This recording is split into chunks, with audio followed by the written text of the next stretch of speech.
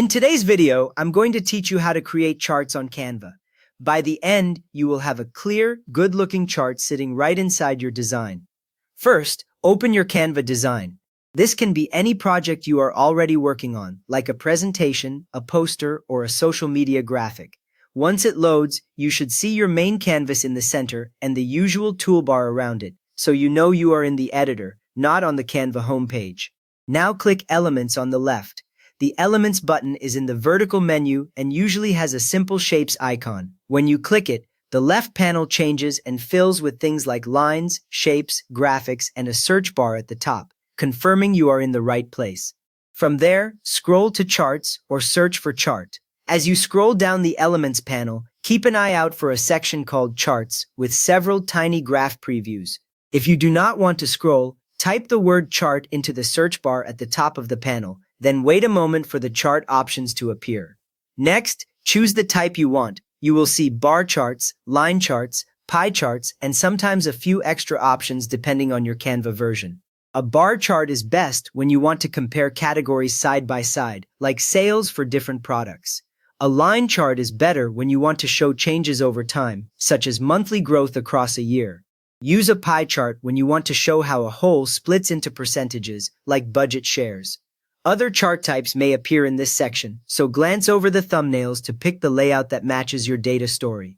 Once you have decided, click the chart to add it to your design. Canva drops the chart directly onto your canvas, usually in the center. You will see a simple default chart with sample numbers and a border with handles around it, which means it is ready to be edited. Now click the chart and select Edit Data. A small button or option labeled Edit Data appears near the chart or in a floating menu. When you select it, a data table opens, usually on the side or as a small window, showing rows and columns with the sample numbers that control what you see in the chart. Enter or paste your numbers into the table. You can replace the sample labels with your own names for categories or time periods, and then fill in the values for each one. If your data lives in a spreadsheet, copy the cells there and paste them directly into this table to save time. A common beginner mistake is to leave empty rows at the bottom, which can create blank gaps in the chart, so clear any extra rows you do not need. Canva will automatically update the chart.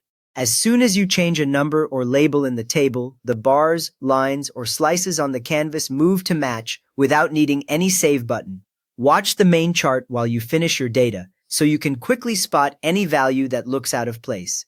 Next, use the toolbar to change the font, labels, colors, and style. With the chart still selected, look at the top of the screen for options that control how the chart looks, such as text font, size, and alignment for the labels. You can also click the color controls to change the colors of bars or slices, which is useful if you follow a brand palette. Some chart styles let you turn grid lines, legends, or data labels on or off, so explore these settings until the chart is easy to read.